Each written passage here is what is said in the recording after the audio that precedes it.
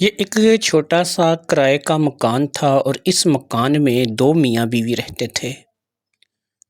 دونوں کا نام شاہینہ اور منظور تھا اور دونوں ہی یہاں پر کچھ ہی دنوں پہلے آ کر کے آباد ہوئے تھے۔ دونوں سے متعلق یہاں پر لوگوں کی رائے بہت اچھی تھی۔ منظور حسین صبح اپنی مزدوری کے لیے نکل جاتا اور شاہینہ بھی بیچاری لوگوں کے گھروں کے کام کرتی تھی۔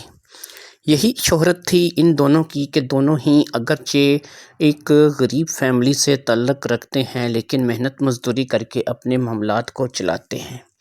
رفتہ رفتہ اس محلے میں کافی جان پہچان جو ہے دونوں میاں بیوی کی ہو گئی اور دونوں کو کافی سارے لوگ جاننے لگے۔ انہی میں ایک ریحانہ نام کی عورت بھی تھی جو کہ لوگوں کے گھروں میں ہی کام کرتی تھی، یعنی وہی کام کرتی تھی جو شاہینہ کام کرتی تھی۔ لیکن شاہینہ نے اب تک جتنے بھی گھروں میں کام کیا تھا وہ کوئی قابل قدر لوگ نہیں تھے۔ کچھ کام تھے جو کہ کپڑا برتن وغیرہ کرنے کے تھے اور ان کاموں کو کر کے زیادہ سے زیادہ وہ مہینے کا 10 سے 12 ہزار روپے کما لیتی تھی۔ منظور حسین کا بھی کچھ ایسا ہی حال تھا کہ وہ بھی محنت مزدوری کرتا تھا اور قریب اتنے ہی پیسے کما لیتا تھا جس سے مکان کا کرایہ، گھر کے اخراجات اور دیگر معاملات کو پورا کرنے میں ظاہری بات ہے کہ کافی جو ہے وہ خرچ ہو جاتا تھا اور زیادہ تر کچھ بچت نہیں ہو پاتی تھی۔ لیکن کیونکہ دونوں میاں بیوی محنتی تھے، کسی قسم کا شکوہ شکایت نہیں کرتے تھے، اس لیے ان کا گزارا چل رہا تھا اور یہ گزارا جو ہے وہ ہوتا چلا جا رہا تھا۔ پھر اسی طریقے سے اس ریحانہ نام کی عورت نے جو کہ ایک بڑی کوٹھی میں کام کرتی تھی اور اس عورت نے شاہینہ کے ساتھ رابطہ کیا کیونکہ وہ عورت اب جس کوٹھی میں کام کرتی تھی وہاں پر اس کا کام کرنا تھوڑا مشکل ہو گیا تھا، جس کی بنیادی وجہ یہ تھی کہ وہ زیادہ تر بیمار رہتی تھی اور بیمار رہنے کی وجہ سے اسے چھٹیاں کرنی پڑتی تھیں۔ لیکن جس جگہ پر وہ کام کر رہی تھی وہاں پر چھٹی کرنا اس کے لیے زیادہ مفید نہیں تھا کیونکہ وہاں کے لوگوں کا یہی کہنا تھا کہ ہو سکے تو یہ کوئی بھی چھٹی نہ کرے۔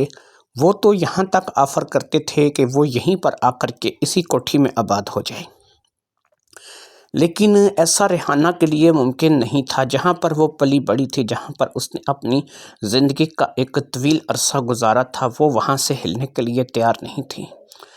اس نے اور بہت سے گھروں کے کام لے رکھے تھے، ظاہری بات ہے وہ انہیں بھی کرنا چاہتی تھی اور اسی طریقے سے اپنے معاملات چلانا چاہتی تھی۔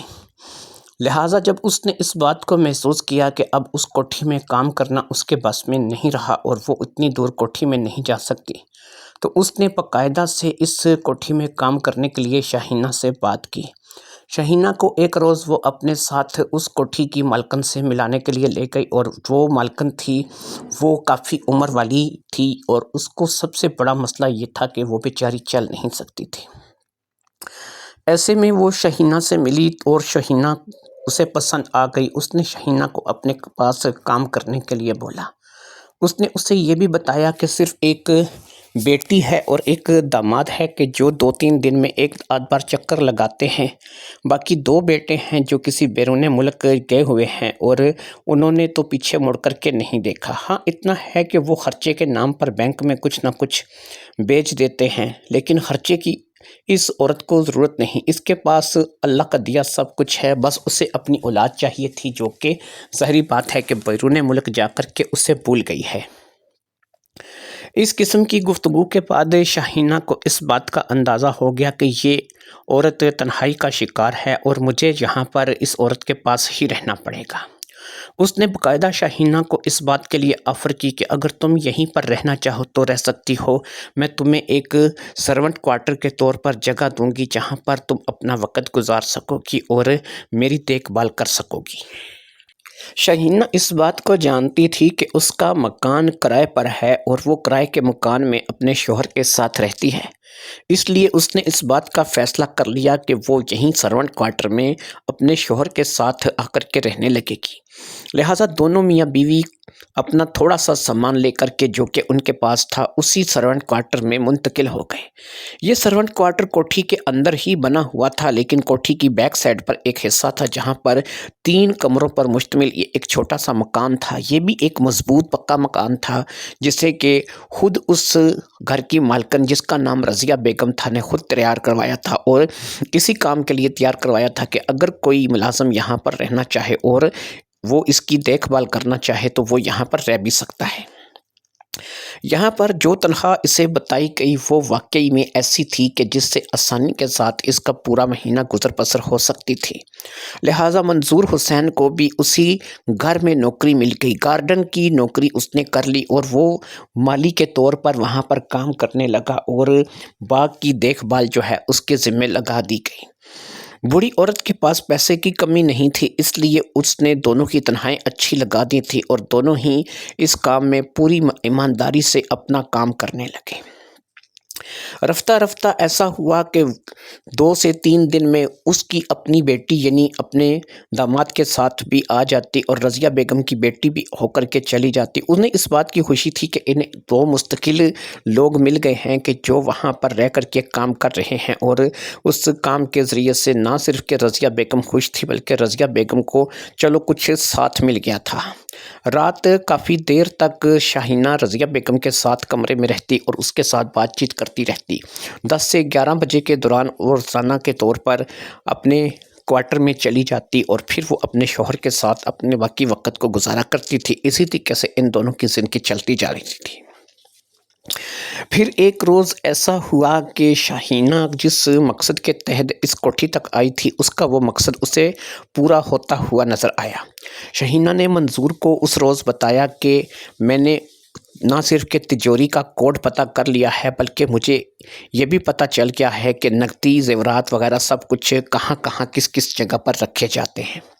منظور حسین نے اسے یہی کہا کہ جتنی جلدی ہو سکے اب یہاں سے ہمیں ہاتھ مار کے نکل جانا چاہیے۔ انہوں نے اس بات کا اندازہ لگا لیا تھا کہ اس عورت کی بیٹی ہفتے میں 2 سے 3 دن ہی یہاں پر آتی ہے اور 2-3 دن کے وقفے کے بعد آتی ہے۔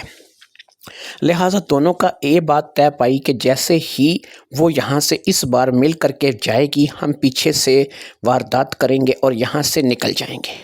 بوڑھی کیونکہ چل بھی نہیں سکتی، ٹانگوں سے معذور ہے، آخر وہ کیا کر لے گی؟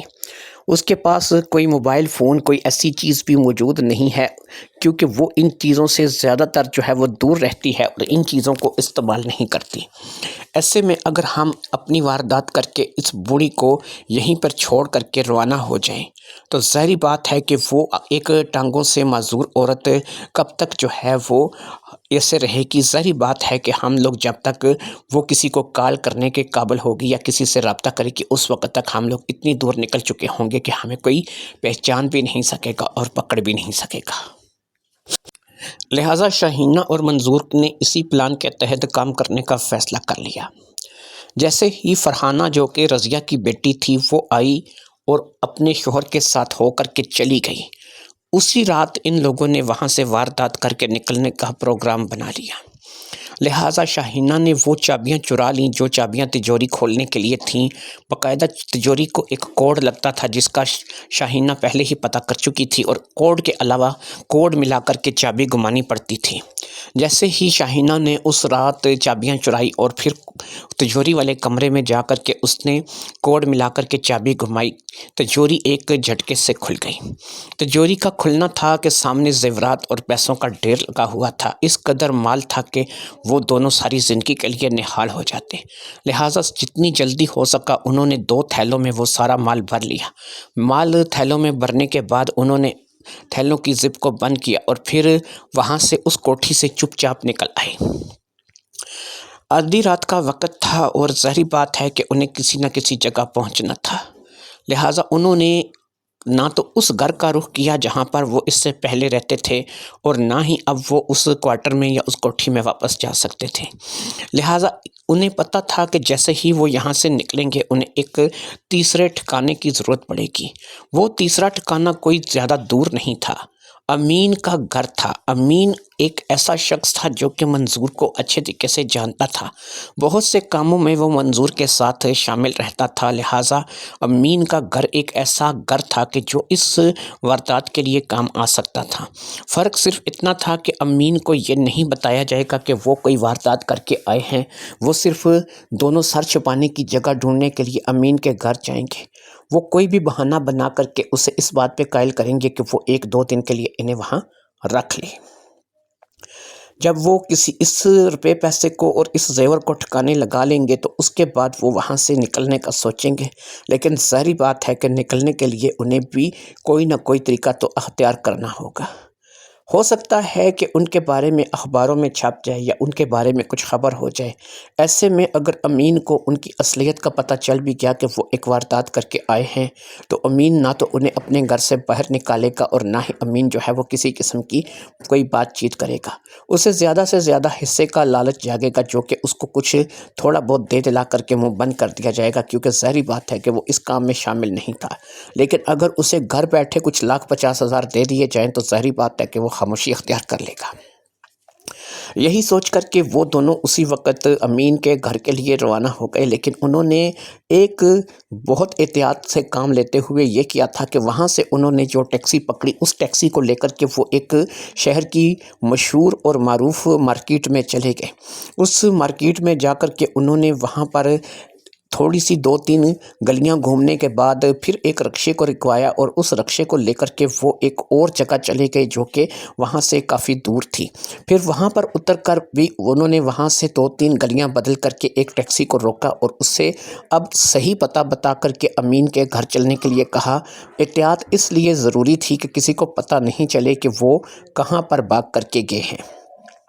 اگر بالفرض پہلا ٹیکسی والا پکڑا جائے اور اس سے پتہ چلے کہ وہ فلاں مارکیٹ میں اترے تھے تو وہ وہاں پر انہیں اس مارکیٹ میں تلاش کریں، اور اگر بالواسطہ وہ وہاں پر مل ہی جائیں کہ ایسا شخص یا ایسے جوڑا دیکھا گیا ہے، اگرچہ شاہینہ نے اپنے چہرے کو چھپا رکھا تھا اور منظور نے بھی سر پر ایک کیپ پہن رکھی تھی جس سے ان کو پہچاننا آسان نہیں تھا، لیکن اگر وہ رکشے والا مل بھی جائے تو وہ جس جگہ کا بتائے گا وہ ایک اور جگہ ہوگی جو کہ شہر سے کافی دور تھی۔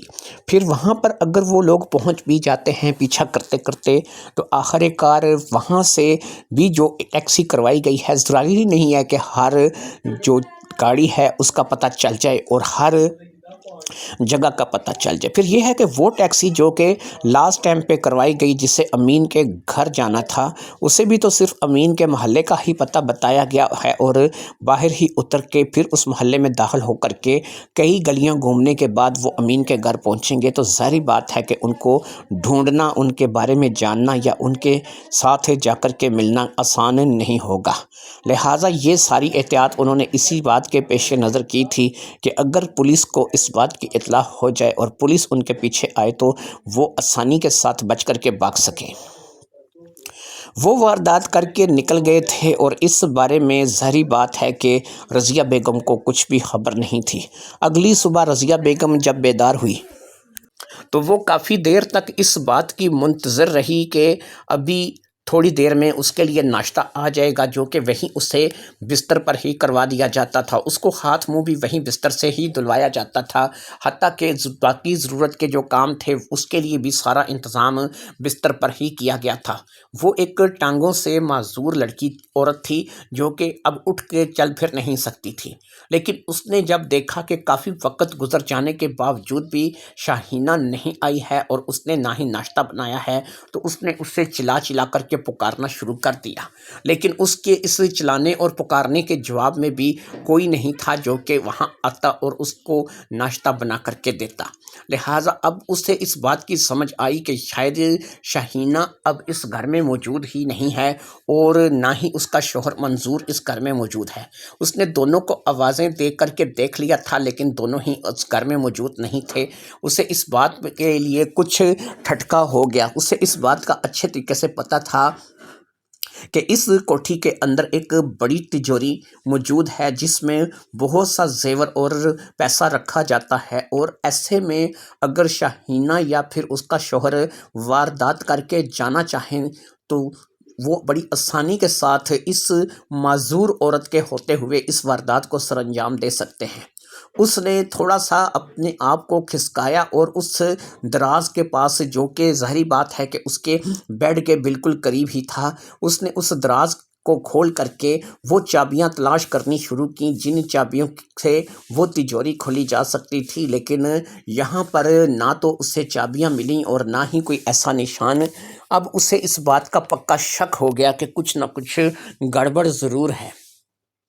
وہ سوچنے لگی کہ اس کے تو ٹانگیں بھی ٹھیک نہیں ہیں، وہ بستر سے اٹھ کر کے چل نہیں سکتی، کسی طریقے سے بھی وہ فون تک نہیں پہنچ سکتی کہ وہ اپنی بیٹی کو اطلاع کر دیں۔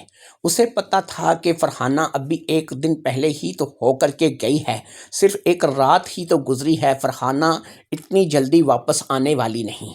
وہ سوچنے لگی کہ اگر فرحانہ 2 سے 3 دن کے اندر آتی ہے تو کیا اس وقت تک وہ اسی بستر پر بھوکی پیاسی پڑی رہے گی؟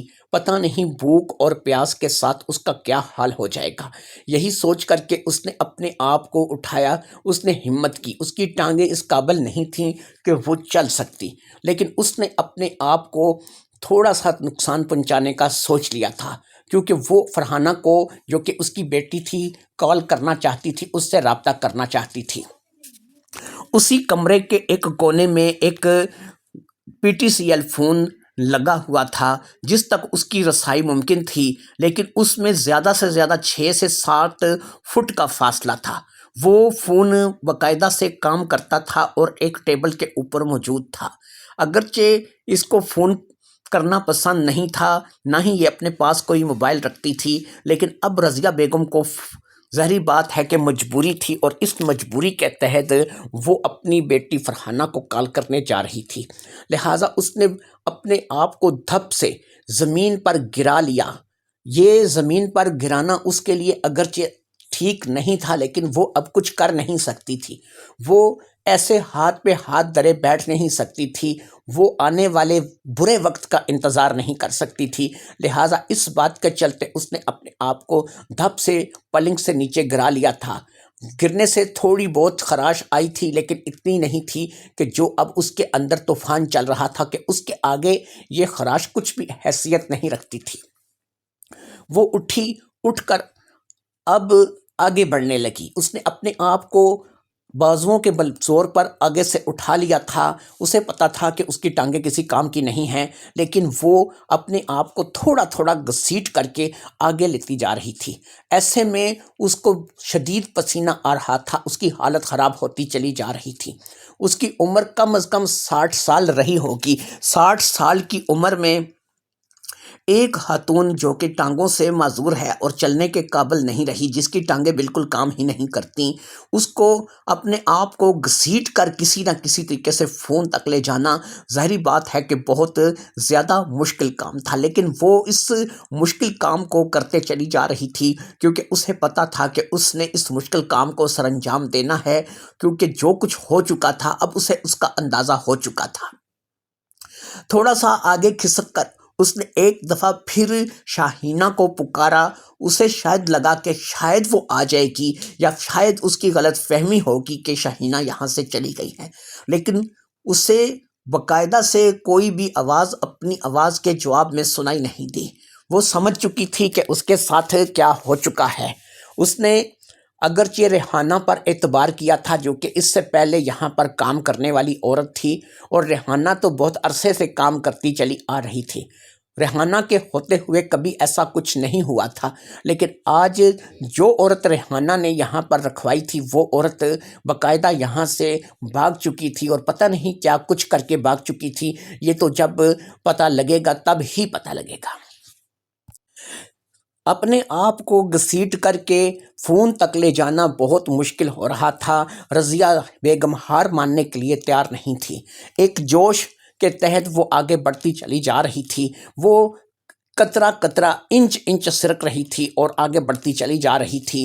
اس کے اور فون کے بیچ میں تقریباً 4 فٹ کا فاصلہ رہ گیا تھا، لیکن اس کی حالت بہت زیادہ خراب ہو چکی تھی۔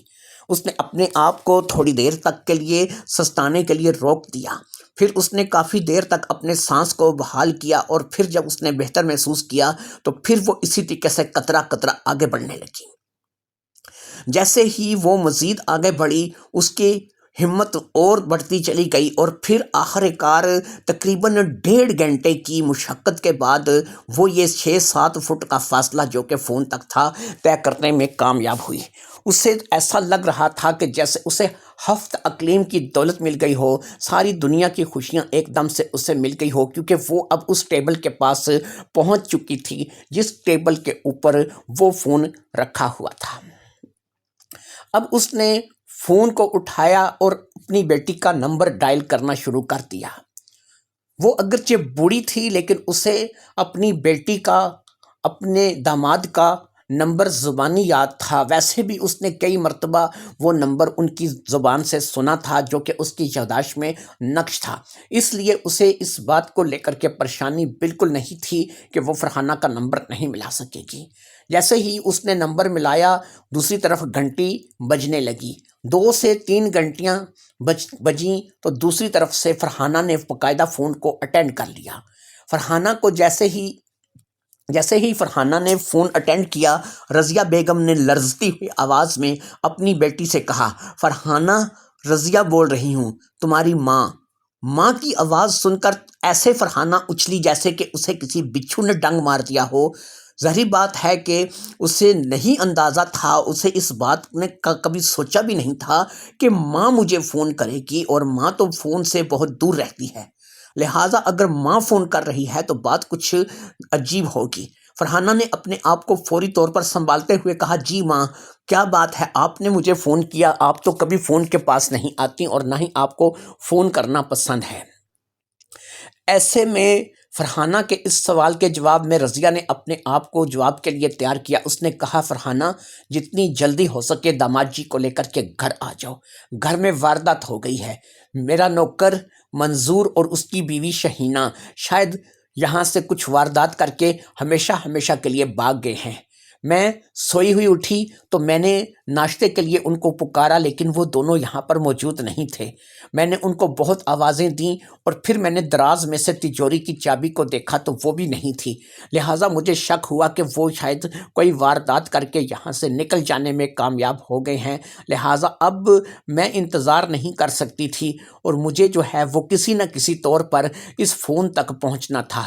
بہت مشکل سے، بہت کوشش کرنے کے بعد گھنٹہ ڈیڑھ میں یہاں پر گھسٹ کر اپنے آپ کو یہاں پر لائی ہوں، لہٰذا اب یہ فون جو ہے میں یہاں تک پہنچی ہوں۔ تم داماد جی کو لے کر کے گھر آ جاؤ، تمہارے گھر آنے تک میں یہاں اسی فون کے پاس ہی بیٹھوں گی کیونکہ اب مجھ سے اور ہلنے جلنے کی طاقت نہیں ہے۔ فرحانہ تو ماں کی اس بات کو سن کر کے فوری طور پر پریشان ہو گئی۔ اس کا شوہر اس وقت دفتر میں تھا، لہٰذا اس نے اپنے شوہر کو دفتر میں فون کیا۔ وہ فون اس نے بند کر دیا تھا جو کہ اس کی ماں کی طرف سے آیا تھا۔ اس نے اپنے موبائل سے اپنے شوہر کو فون کیا اور اسے ساری صورتحال کو بتا دیا۔ اس کے شوہر نے کہا کہ ٹھیک ہے، میں گھر آتا ہوں، لیکن اس سے پہلے مجھے پولیس کو فون کرنا ہوگا اور پولیس جو ہے اس کو بھی مجھے اس کام کے لیے طلب کرنا ہوگا۔ لہٰذا فرحانہ اور اس کا شوہر دونوں ہی نہ صرف کہ آنے کے لیے تیار ہو گئے بلکہ انہوں نے اس کام کے لیے پولیس کو فون بھی کر دیا۔ فرحانہ اور اس کا شوہر بھی گاڑی میں وہاں پر جب پہنچے تھے، ان کے ساتھ ہی پولیس جیپ بھی وہاں پر پہنچی تھی۔ جب وہ لوگ اندر پہنچے اور انہوں نے کوٹھی کی حالت دیکھی تو ایسا نہیں لگتا تھا کہ کوٹھی میں سے کوئی سامان چوری ہوا ہے۔ ہاں، تجوری کا ایک علیحدہ مسئلہ تھا لیکن سامان ویسے کا ویسا ہی تھا۔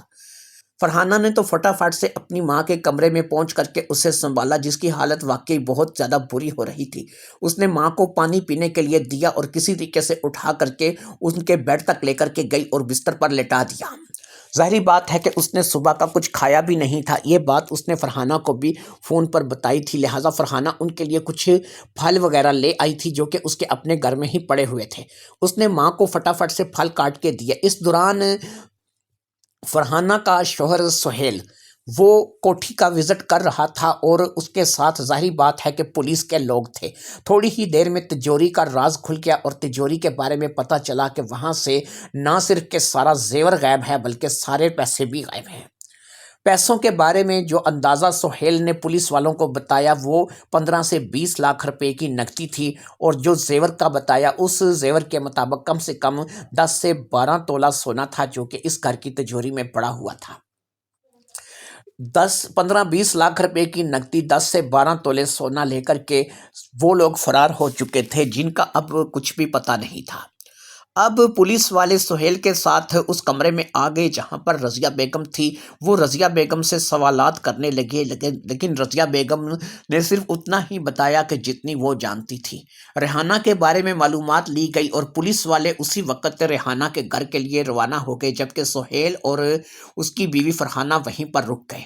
تھوڑی ہی دیر میں پولیس والے واپس آ گئے، وہ ریحانہ کو اٹھا لائے تھے۔ ریحانہ کی حالت بہت بری ہو رہی تھی، وہ بیچاری ایک تو بیمار تھی، دوسرا وہ اس وقت پولیس والوں کے نرگے میں تھی۔ اسے شاید تھوڑا بہت زد و کوب کیا گیا تھا، جس کی وجہ سے اس کے چہرے کا رنگ اڑا ہوا تھا۔ ریحانہ کے ساتھ اس کی بیٹی بھی تھی اور ساتھ میں اس کا شوہر بھی تھا۔ وہ دونوں رو رو کر کے گڑ گڑا کے باقاعدہ اس بات کی گواہی دے رہے تھے کہ ہم نے ایسا کچھ بھی نہیں کیا۔ اس عورت کے بارے میں، شاہینہ کے بارے میں جو کچھ بھی جانتے ہو بتاؤ، پولیس والوں نے سوال کیا تھا، اور پھر شاہینہ کے بارے میں وہ جو کچھ جانتے تھے انہوں نے بتا دیا تھا کہ محلے میں رہتی تھی، کرائے کے مکان میں رہتی تھی، لوگوں کے گھروں میں کام کرتی تھی، 5-6 مہینے سے وہاں پر رہ رہی تھی، اس لیے سمجھا کہ اعتبار کے قابل ہے، کوئی شکایت ان دونوں میاں بیوی کی نہیں تھی، اس لیے میں اس کوٹھی میں اس کو رکھوانے کی غلطی کر بیٹھی، لیکن مجھے نہیں پتا تھا کہ وہ ایسی واردات کر کے نکل جائے گی۔ سہیل اور فرحانہ نے ریحانہ کے بارے میں بتایا کہ وہ باقاعدہ ایک اچھی عورت ہے، اور جب تک وہ یہاں پر رہی ہے اس نے کبھی کوئی نقصان نہیں کیا، اور وہ باقاعدہ جو ہے وہ ٹریپ ہوئی ہے۔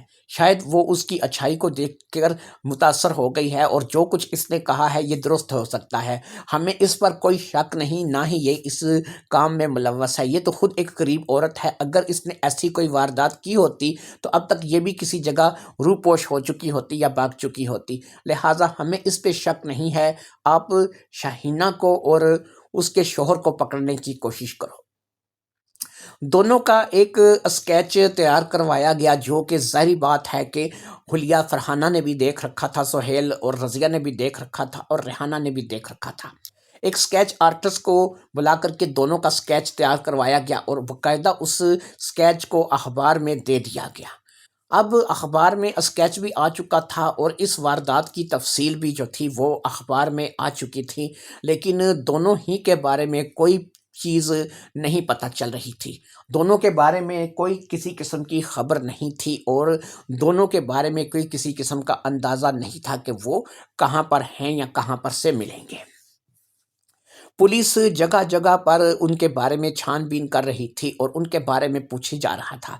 باقاعدہ 1,00,000 روپے کا انعام رکھا گیا تھا اس بات پر کہ اگر کوئی ان کے بارے میں اطلاع دے گا تو اسے 1,00,000 روپے کا انعام دیا جائے گا، لیکن اس 1,00,000 روپے کے انعام کے چلتے بھی کوئی شخص ایسا نہیں تھا کہ جو ان کے ساتھ رابطہ کر رہا ہو اور اس کے بارے میں پتہ ہو۔ لہٰذا کچھ دن گزر گئے اور اس واردات کا کچھ بھی پتہ نہیں چلا۔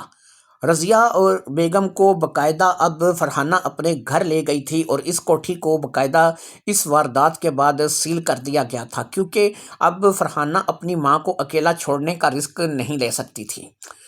وہ رضیہ بیگم تو فرحانہ کے ساتھ چلی گئی، اور اسی طریقے سے کچھ دن گزر جانے کے بعد بھی اس واردات کے بارے میں کچھ بھی پتہ نہیں چل رہا تھا۔ پھر ایک فون تھا جو کہ ایک گمنام نمبر سے آیا تھا۔ گمنام نمبر اس لیے کہ کرنے والے نے اپنے بارے میں کچھ نہیں بتایا تھا، اس نے شاید کسی سڑک کے پی سی او سے فون کیا تھا۔ اس نے بتایا کہ وہ شاہینہ اور منظور کا پتہ جانتا ہے، وہ ایگزیکٹ گھر بتا سکتا ہے، وہ لوکیشن بتا سکتا ہے کہ جہاں پر وہ دونوں اس وقت موجود ہیں۔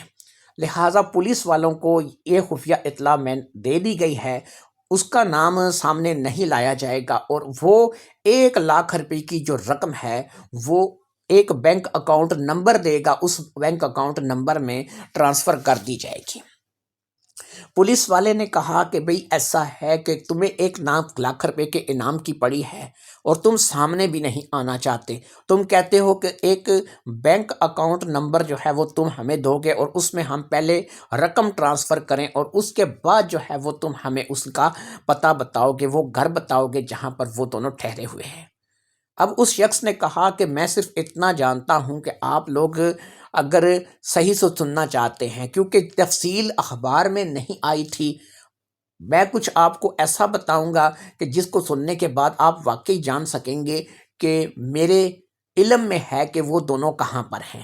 لہٰذا کیونکہ تفصیل تو ذاتی بات ہے اخبار میں نہیں آئی تھی، لہٰذا اس تفصیل کے جاننے کے بعد اگر آپ کا من چاہے اور آپ ان کو پکڑنا چاہیں تو 1,00,000 روپے میرے بتائے ہوئے بینک اکاؤنٹ میں ٹرانسفر کر دیجئے گا، اور پھر اس کے بعد جو ہے جیسے ہی وہ رقم مجھے موصول ہوگی میں آپ لوگوں کو ان کا پتہ بتا دوں گا۔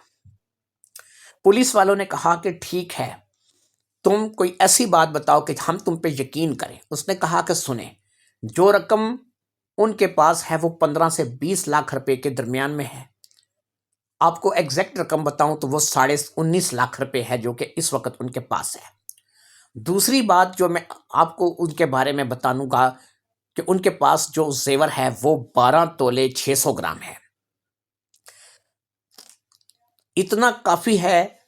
आप लोग पता कर सकते हैं उन मालिकों से कि जिनकी चीजें चोरी हुई हैं, क्या इतना ही पैसा गया है, इतना ही जेवर गया है। अगर इस बात को लेकर के आप सही कहते हैं तो मैं आपको एक अकाउंट नंबर देता हूं, आप उस अकाउंट नंबर में पैसे ट्रांसफर कीजिए। फिर पैसे मिलने के बाद 1 घंटे तक मैं आपको फ़ोन नहीं करूंगा। पैसे मिलेंगे, मैं उनके मिलने की तस्दीक करूंगा, फिर 1 घंटे में मैं आपको उनका एग्जैक्ट पता बता दूंगा। आप लोगों ने खुद इनाम रखा है, इसलिए मुझे उम्मीद है कि आप लोग मेरे साथ तावन करेंगे। ज़ाहिर बात है कि ये इनाम पुलिस वालों की तरफ से नहीं था, बल्कि सुहेल और फरहाना की तरफ से था। लिहाजा पुलिस वालों ने अब सुहेल और फरहाना को फ़ोन किया तो सुहेल ने कहा कि ठीक है, उसका अकाउंट नंबर लो, मैं उसके अकाउंट नंबर में जो भी वो अकाउंट नंबर जिसके नाम पर भी है 1 लाख रुपये ट्रांसफ़र करता हूँ और उसे कहो कि मुझे ये दोनों लोग चाहिए। पुलिस वालों ने यही बात जो है उस गुमनाम फ़ोन वाले को बता दी जब उसका दोबारा से फ़ोन आया। लिहाजा दोबारा फ़ोन करके उसने इस बात की तस्दीक कर ली। अब एक अकाउंट नंबर जो है वो बाकायदा पुलिस वालों को लिखवा दिया गया और पुलिस वालों के ज़रिए से वो अकाउंट नंबर सुहेल के पास पहुंच गया। सुहेल ने फौरी तौर पर 1 लाख रुपए की रकम उस अकाउंट में ट्रांसफ़र करवा दी। जैसे ही वो 1 लाख रुपए की रकम उस अकाउंट में ट्रांसफ़र हुई, तकरीबन आधे घंटे बाद दोबारा उस गुमनाम शख्स का फ़ोन पुलिस वालों को मौसूल हुआ। उसने कहा ठीक है, मुझे पैसे मिल गए हैं, क्योंकि आप लोगों ने मेरे साथ पूरा तावन किया है और किसी किस्म की बेईमानी नहीं की है, इसलिए अब मैं आप लोगों को उन दोनों की एग्जैक्ट लोकेशन, एग्जैक्ट पता बताता हूँ। अब उस शख्स ने शाहीना और मंजूर का वो पता बताना शुरू कर दिया जो कि अमीन का घर था, जहाँ पर वो अमीन के घर में रुके हुए थे। वो अमीन के घर का पूरा पता बता करके उसने बताया कि जिस शख्स के घर में वो रुके हुए हैं उस शख्स को इस बात के बारे में इल्म नहीं है कि ये दोनों वारदात करके आए हैं। बस ये जो इसका शौहर है शाहीना का, ये उसका दोस्त है और शाहीना क्योंकि मंजूर की बीवी है इसलिए वो उसको लेकर के वहाँ चला गया है। पता नहीं इन लोगों ने उसे अपनी क्या मजबूरी बताई है या क्या परेशानी बताई है कि जिसके लिए ये वहाँ पर छुप गए हैं। लिहाजा इस बात के चलते अब वो दोनों वहाँ पर मौजूद हैं। आप लोग चाहिए तो वहाँ पर छापा मार करके उन लोगों को बरामद कर सकते हैं, वो वहाँ से आपको मिल जाएंगे। उसके बाद फ़ोन लाइन कट हो गई और पुलिस वालों ने एक जीप तैयार की। सुहेल और फरहाना भी इस दौरान वहाँ पर पहुँच चुके थे। लिहाजा उन्होंने भी पुलिस जीप के साथ जाने के लिए कहा, क्योंकि उन्हें पता था कि पुलिस अब शाहीना को और मंजूर को गिरफ्तार करने के लिए जा रही है। लिहाजा दोनों ही पुलिस जीप के साथ रवाना हो गए। वो एक तंग सा मोहल्ला था जिसकी गलियां तंग थीं, लिहाजा जीप और गाड़ी दोनों को ही बाहर मेन रोड पर रोकना पड़ा और फिर पतली पतली तंग गलियों में दाखिल होकर के वो एक मकान के सामने जाकर के रुक गए। उस मकान के बारे में फ़ोन करने वाले ने मुकम्मल तफसील बता दी थी, इसलिए पुलिस वालों को या फिर सुहेल और फरहाना को उस मकान को ढूंढने में ज़्यादा दिक्कत नहीं हुई थी। जब वो वहाँ पर पहुँचे तो बाकायदा से उस मकान के दरवाज़े को खटखटाया गया और जब दरवाज़ा खटखटाया गया तो अंदर से किसी किस्म की कोई आवाज़ नहीं आ रही थी, लेकिन ऐसा था कि दरवाज़ा बाकायदा अंदर से बंद था। इसकी वजह यह थी कि अंदर कोई ना कोई मौजूद था। 2-3 दफ़ा की दस्तक के बाद किसी ने दरवाज़ा नहीं खोला तो पुलिस वालों ने दरवाज़े को तोड़ना शुरू कर दिया। कुछ लातें और घूंसे खाने के बाद वो दरवाज़ा जो है वो अपनी जगह से हिल चुका था, क्योंकि वो एक पुराना सा सीधा दरवाज़ा था। ऐसा कोई दरवाज़ा नहीं था कि जिसको तोड़ा ना जा सके। दरवाज़ा तोड़ करके पुलिस वाले जैसे ही अंदर दाखिल हुए वो उस घर में फैल गए। ان کے ساتھ باقاعدہ لیڈیز پولیس بھی تھی، اس لیے کسی قسم کا کوئی مسئلہ پیش نہیں آیا تھا۔ کمروں کی تلاشی لی جانے لگی اور پھر ایک جگہ ایک بیڈ کے نیچے چھپی ہوئی شاہینہ کو باقاعدہ سے پکڑ لیا گیا۔ شاہینہ کو پولیس والی عورتوں نے باہر نکال لیا تھا، اسے باقاعدہ وہ پکڑ کر کے باہر لے آئے تھے۔ اسی گھر میں سے کوئی اور شخص برآمد نہیں ہوا تھا، یعنی منظور حسین اس وقت گھر پر موجود نہیں تھا۔ پھر تھوڑی ہی دیر گزری کہ پولیس والوں کے وہاں پر موجودگی میں ہی ایک ادھیڑ عمر سا آدمی، جو کہ زیادہ عمر کا تو نہیں تھا لیکن اس کی سر کے سارے ہی بال سفید ہو چکے تھے، داڑھی اور مونچھیں بھی سفید ہو چکی تھیں، وہ وہاں پر آ گیا۔ اس نے آ کر کے دریافت کیا کہ یہ کیا ماجرا ہے، کیا ہو رہا ہے یہاں پر۔ پولیس والوں نے اسے بتایا کہ تم پوچھنے والے کون ہو؟ اس نے کہا یہ میرا گھر ہے اور یہ میرے دوست منظور کی بیوی ہے، جو کہ اس وقت میرے گھر میں پناہ لیے ہوئے ہیں، اور انہوں نے کہا ہے کہ یہ یہاں پر کچھ دن رہ کر کے چلے جائیں گے۔ اب پولیس والے نے باقاعدہ اس بندے کو جو کہ آیا تھا تھوڑا سا زد و کوب کیا اور اسے بتایا کہ تمہیں شرم نہیں آتی کہ تم نے ایک چوروں کو اپنے گھر میں پناہ دے رکھی ہے جو واردات کر کے آئے ہیں؟ اس نے کہا بھائی مجھے تو کوئی پتہ نہیں، میں تو مزدوری کرتا ہوں، یہ سارے محلے کے لوگ مجھے اچھے طریقے سے جانتے ہیں، میں تو ایک مزدور آدمی ہوں، محنت مزدوری کر کے محنت کی کھاتا ہوں، میں نے تو آج تک کسی کی چوری نہیں کی۔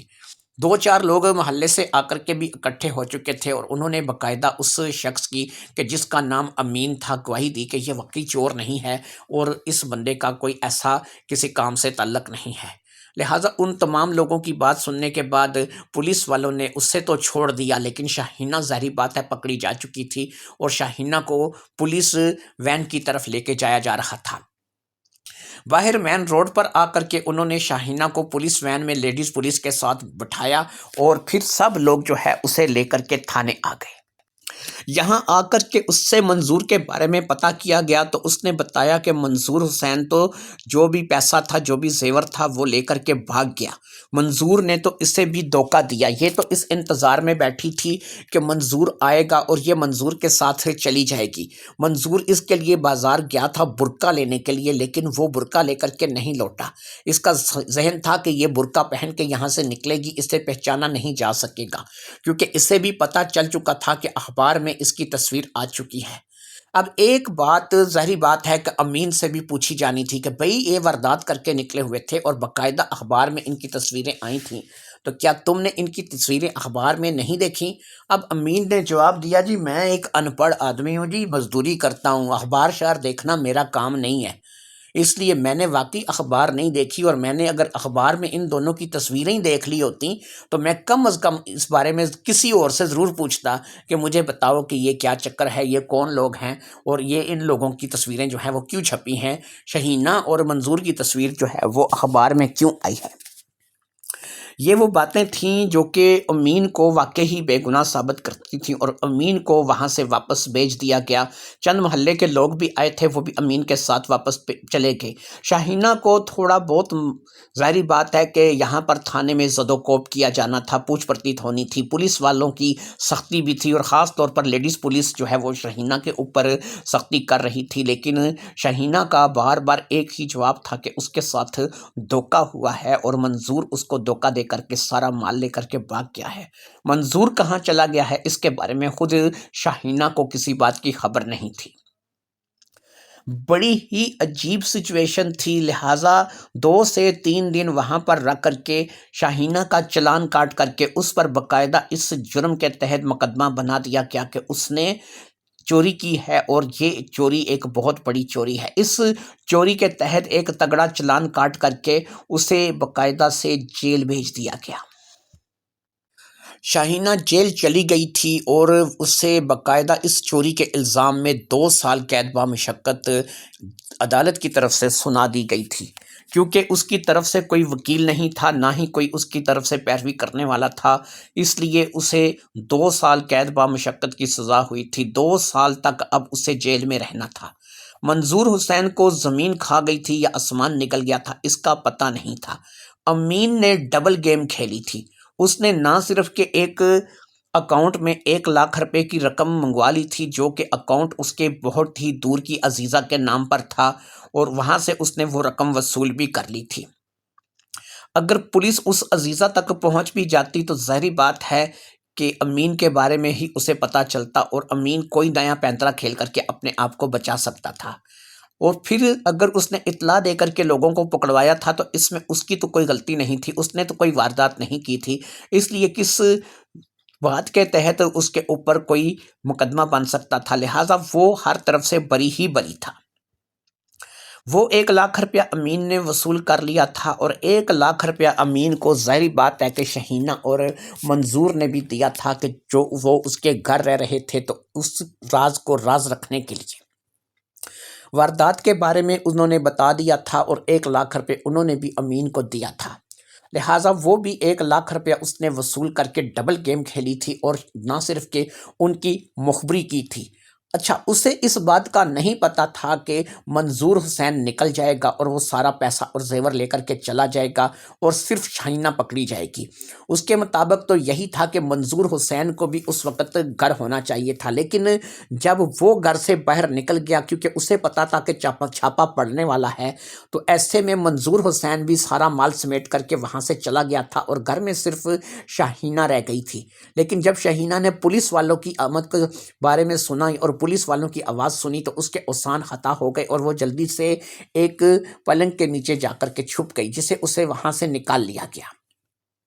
منظور حسین کے بارے میں اسے کچھ پتہ نہیں تھا، منظور حسین کہاں چلا گیا تھا، منظور حسین نے کیا کیا تھا، منظور حسین کے بارے میں اسے کسی قسم کا کچھ علم نہیں تھا، لیکن وہ منظور حسین کے بارے میں جاننا ضرور چاہتی تھی۔ یہ واردات اس نے منظور کے ساتھ مل کر کے کی تھی، اور ظاہری بات ہے کہ اس واردات سے ہونے والا سارا پیسہ اس کا آدھا تھا، وہ زیور بھی اس کا آدھا حصہ تھا اور اس پیسے میں بھی اس کا آدھا حصہ تھا۔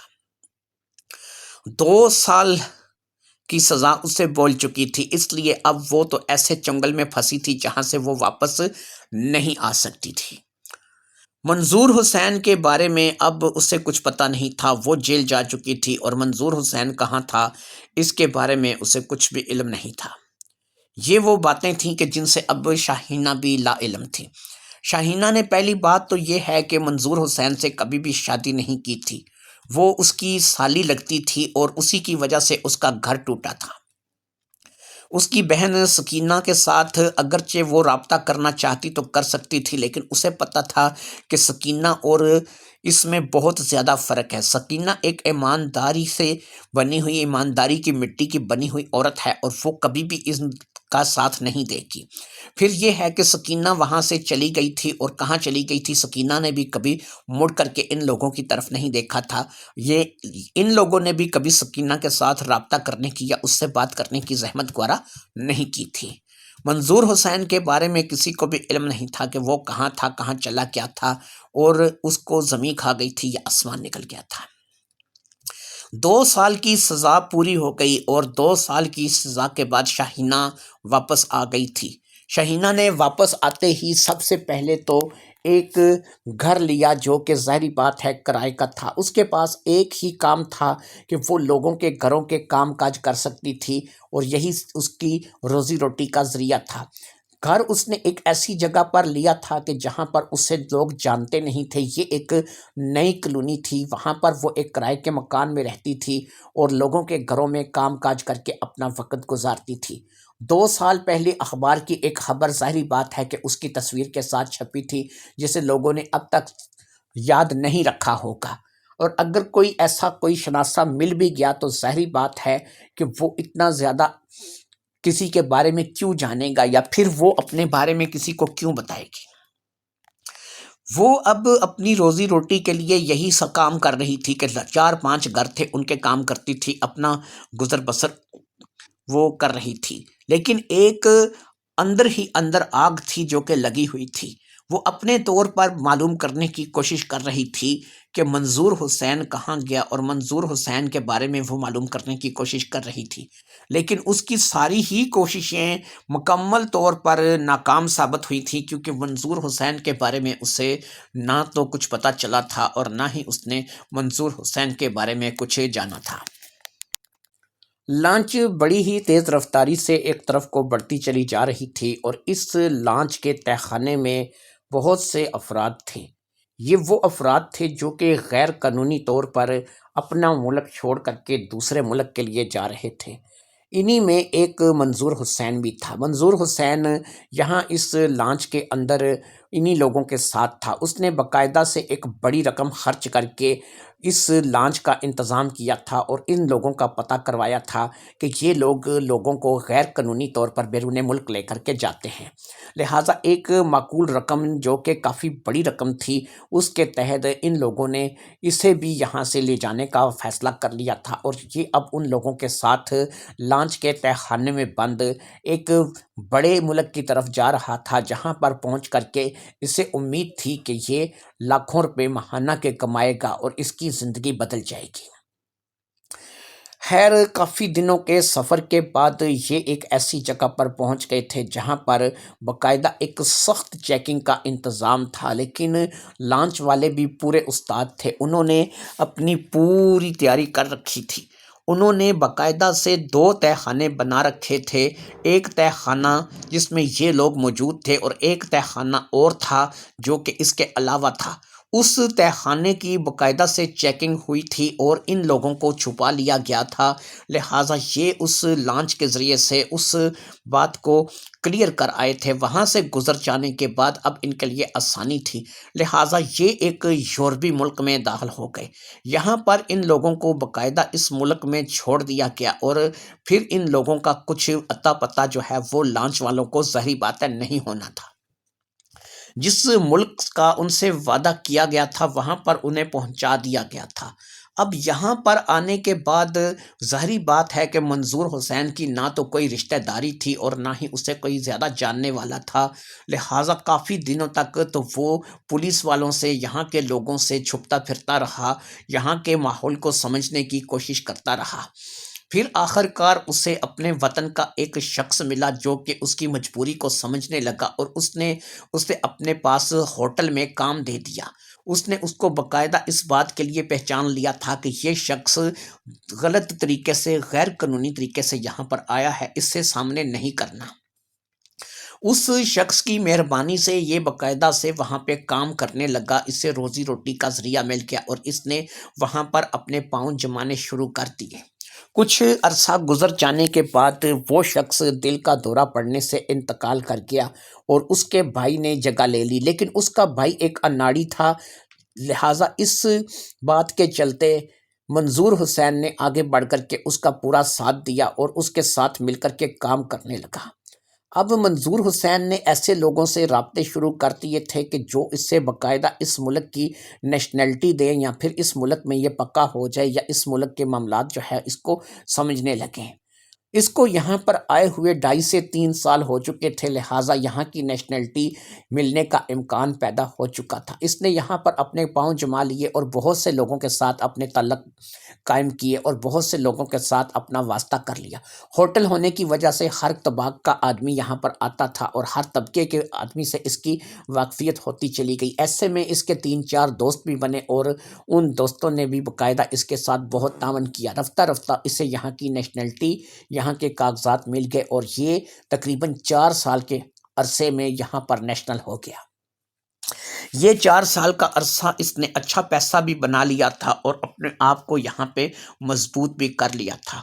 پھر یہاں پہ اس نے اب سوچا کہ اس کو ہوٹل بزنس کا کافی تجربہ ہو چکا ہے، کیوں نہ یہ ایک اپنا ہوٹل بنا لے۔ اس نے اتنا پیسہ اکٹھا کر لیا تھا کہ اس نے اپنا ہوٹل کھولنے کا ارادہ کر لیا اور پھر اس نے ایک چھوٹا سا اپنا ہوٹل کھول لیا۔ اپنا ہوٹل کھولنے سے اس کو دگنا تگنا فائدہ ہوا۔ یہاں کے جو ہوٹل کے لوگ تھے وہ پہلے ہی اپنے اس اناڑی مالک سے تنگ تھے، کیونکہ وہاں پر بھی ساری دیکھ بھال ظاہری بات ہے کہ یہی کرتا تھا، لہٰذا اس دیکھ بھال کے چلتے اس نے بہت سے لوگوں کو یہاں سے توڑ کر اپنے ہوٹل میں ملا لیا اور پھر اسی طریقے سے اس کا ہوٹل دن دگنی رات چگنی ترقی کرنے لگا۔ ایسے میں ایک حادثہ اس کے ساتھ پیش آیا اور وہ حادثہ اس کے لیے تھوڑا سا مصیبت کا باعث بن گیا۔ اس حادثے کے تحت ایک روز کچن میں کام کرتے ہوئے، اگرچہ یہ اپنا ہوٹل کھول چکا تھا لیکن یہ اپنے لوگوں کے ساتھ کچن میں خود بھی کام کرتا تھا، جیسا کہ یہ شروع سے کرتا چلا آ رہا تھا۔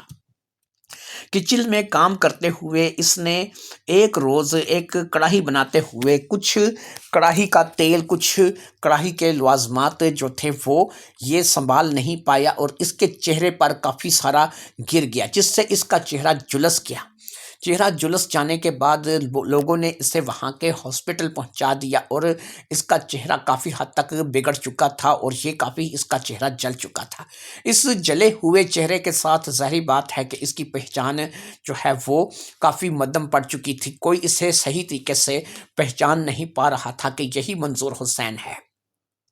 لہٰذا منظور حسین کا چہرہ کیونکہ جل چکا تھا، اب منظور حسین کے دل میں ایک نئی بات آئی، وہ پاکستان نہیں جا سکتا تھا کیونکہ اسے پتا تھا کہ وہ پاکستان سے ایک بڑی واردات کر کے یہاں پر آیا ہے، لیکن اگر اس کا چہرہ ہی بدل دیا جائے، وہ ویسا چہرہ ہی نہ رہے، تو وہ پاکستان بھی جا سکے گا اور پھر جہاں پر چاہ کر کے رہنا چاہے گا رہ سکے گا۔ لہٰذا اس نے ڈاکٹروں سے پلاسٹک سرجری کرنے کا بولا اور اس کو بولا کہ میرا چہرہ یکسر تبدیل کر دو، میرے جسم باڈی تو یہی رہے لیکن میرا چہرہ ظاہری بات ہے کہ اتنا بدل دو کہ کوئی بھی مجھے منظور حسین کی شکل میں پہچان نہ سکے۔ ڈاکٹروں نے ظاہری بات ہے پیسہ لینا تھا اور پیسہ اس وقت اس کے پاس بہت تھا، لہٰذا ڈاکٹروں نے اس کے کہے ہوئے کے مطابق اس کی شکل کو باقاعدہ اتنا تبدیل کر دیا کہ کوئی شخص بھی اسے منظور حسین کی حیثیت سے پہچان نہ سکے۔ اب اس نے یہاں پر تو منظور حسین کی حیثیت سے ہی اپنی پلاسٹک سرجری کروا لی تھی اور اپنا چہرہ بدلوا لیا تھا۔ چہرہ بدلوانے کے بعد وہ جب اپنے لوگوں میں واپس آیا، خود اسے وہی نہیں پہچان رہے تھے، لیکن سب لوگوں کو پتا تھا کہ یہ ہی ہمارا مالک ہے، یہی اس کا ہوٹل ہے، لہٰذا وہ لوگ اسے اب بھی اپنا مالک ہی تسلیم کرتے تھے کیونکہ انہیں پتا تھا کہ ہمارے مالک کا چہرہ جلس جانے کے بعد اس نے پلاسٹک سرجری کروا لی ہے۔ مزید 2 سے 3 سال تک وہ اس ہوٹل کو اچھے طریقے سے چلاتا رہا اور پھر اس نے اتنے پیسے اکٹھے کر لیے کہ وہ اب بڑے دھڑلے سے پاکستان جیسے ملک میں جا سکتا تھا، جو کہ اس ملک کے مقابلے میں کافی سستا ملک تھا۔ لہٰذا اس نے اب پاکستان جانے کا ارادہ کر لیا تھا اور اس نے پاکستان جانے سے پہلے اپنے اس ہوٹل کو بھی بیچ دیا۔ اس ہوٹل کو بیچنے کے بعد اسے لاکھوں روپے حاصل ہوئے جو کہ پاکستان کے کروڑوں میں بنتے تھے۔ وہ سارا پیسہ جو ہے وہ تھوڑا تھوڑا کر کے پاکستان میں اپنے ایک اکاؤنٹ میں منتقل کرنے لگا جو کہ اس نے نیا کھلوایا تھا۔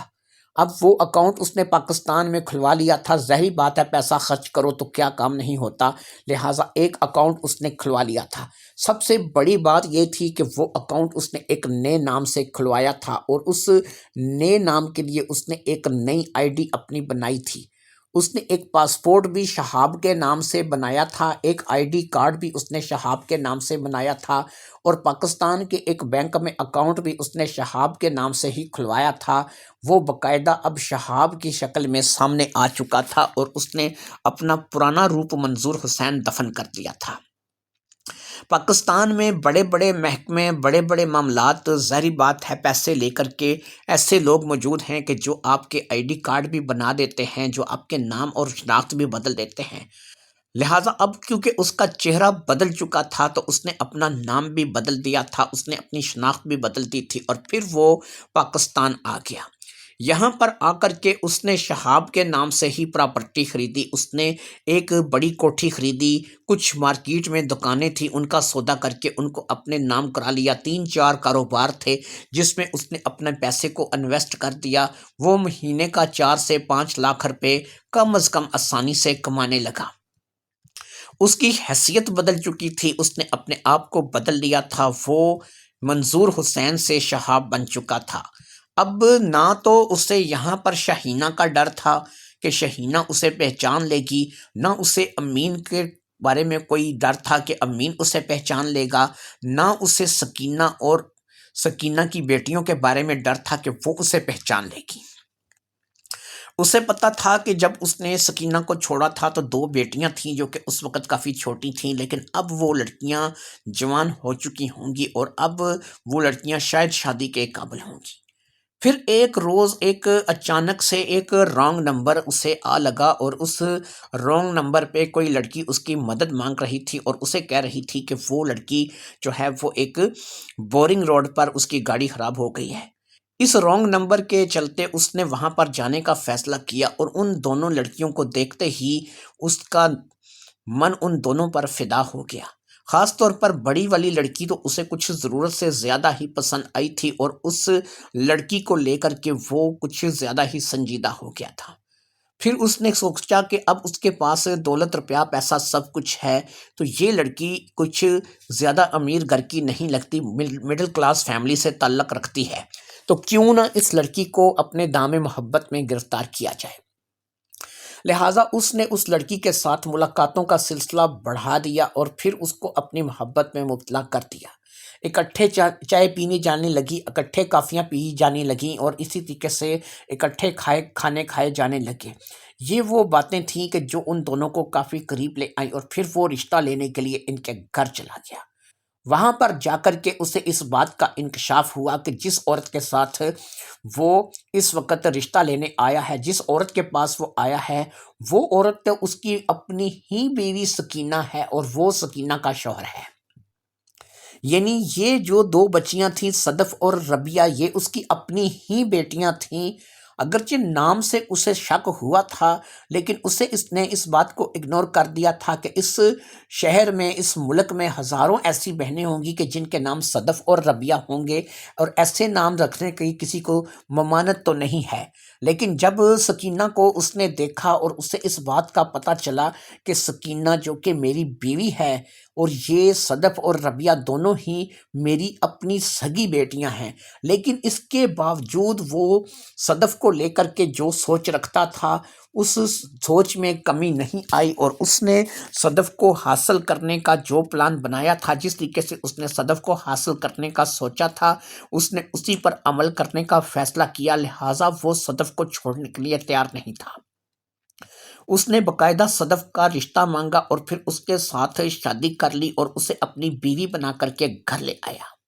صدف اس کے ساتھ بیوی کی حیثیت سے رہنے لگی۔ اسے اس بات کا بالکل پتہ نہیں تھا کہ یہ شخص جو کہ اسے بیوی بنا کر کے گھر لے آیا ہے، اصل میں اس کے ساتھ رشتہ کیا ہے اور وہ اس کا کیا لگتا ہے۔ اس بات کے چلتے صدف بالکل انجان تھی اور اسے اس بات کے بارے میں پتہ نہیں تھا۔ پھر کچھ ہی عرصے میں وہ صدف سے تھوڑا سا اکتا گیا۔ ایک ہی سبزی، ایک ہی دال یا ایک ہی جیسی چیز روز کھا کھا کر کے بندہ اکتا ہی جاتا ہے۔ لہٰذا اب اس نے ربیہ پر دورے ڈالنے شروع کر دیے اور پھر ربیہ کو بھی اپنے جال میں پھنسا لیا۔ ربیہ کے ساتھ بھی اس نے اپنا وقت گزارا اور پھر اسی طریقے سے جب اس نے اس بات کو محسوس کیا کہ اب ربیہ ہاتھ دھرنے نہیں دے رہی ہے تو پھر وہ صدف کی طرف متوجہ ہو گیا۔ اسے شاید اس بات کا احساس ہو گیا تھا کہ ربیہ اس بات سے اب کچھ خوش نہیں ہے، اسے اچھا نہیں لگ رہا، شاید بہن کی محبت اب اس کے من میں جاگ پڑی ہے، اس قسم کی باتیں شاید اب اس نے سوچنی شروع کر دی ہے، اس لیے اب ربیہ اس کے کام کی نہیں رہی۔ لہٰذا اس نے تھوڑا بہت تو اس کا پیچھا کیا لیکن آخر کار یہ چپ ہو گیا اور اس نے ربیہ کو ربیہ کے حال پر چھوڑنے کا فیصلہ کر لیا۔ اس کے پاس دولت روپیہ پیسہ کسی چیز کی کمی نہیں تھی، اس لیے ظاہری امر ہے کہ یہ اب کسی بھی شکل میں اپنی زندگی کو گزار سکتا تھا۔ ربیہ نہ صحیح کوئی اور صحیح، کوئی اور نہ صحیح کوئی اور صحیح، اسی طریقے سے یہ اپنی زندگی کو گزار سکتا تھا۔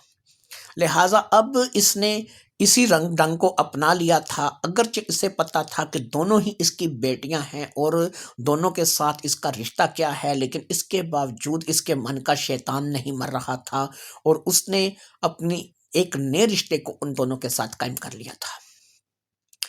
اسے اس بات کا اطمینان تھا کہ کوئی بھی شخص کبھی بھی اس کے بارے میں کچھ بھی نہیں جان پائے گا۔ ہاں، اسے ایک بات کا ڈر ضرور تھا کہ سکینہ کیونکہ اس کی بیوی رہی ہے تو وہ اس کے قد کاٹھی، اس کے لب و لہجے کو پہچانتی ہوگی، لیکن شکل اس قدر تبدیل ہو چکی تھی کہ وہ کبھی بھی یہ فیصلہ نہیں کر پائے گی کہ منظور حسین اور شہاب ایک ہی شخص کے دو نام ہیں۔ لہٰذا یہ بات اس کے حق میں بہت زیادہ بہتر تھی، لہٰذا اس نے اس بات کو بالکل سوچنا بند کر دیا کہ ایسا ہو سکتا ہے یا نہیں ہو سکتا ہے۔ لیکن کہتے ہیں نا کہ بندہ کوئی کتنا بھی زیادہ چالاک کیوں نہ ہو، آخر کار وہ کسی نہ کسی جگہ پر پکڑا ہی جاتا ہے۔ تو یہ پکڑ اس روز سے ہی شروع ہو گئی تھی کہ جب سکینہ نے اپنی دونوں بیٹیوں پر شک ظاہر کیا تھا کہ اسے شہاب اور منظور میں کافی ساری مماثلت نظر آتی ہے، اور اب شہاب کے گرد ایک نادیدہ جال تھا جس کا گھیرا تنگ ہوتا چلا جا رہا تھا، اور اس نادیدہ جال کو بننے والا کون تھا؟ صرف محسن تھا، جو کہ شہاب کے بارے میں اب تک ساری معلومات لے چکا تھا۔ وہ شہاب کی نئی شخصیت سے بھی واقف ہو چکا تھا، اور اس نے شہاب کو اس ملک میں بھی تلاش کروا لیا تھا کہ جہاں پر وہ غیر قانونی طور پر گیا تھا اور جہاں پر وہ اپنا زیادہ وقت گزار کر کے آیا تھا۔ شہاب کے واقعی بہت زیادہ تعلقات تھے اور بہت سے لوگوں سے رابطے تھے۔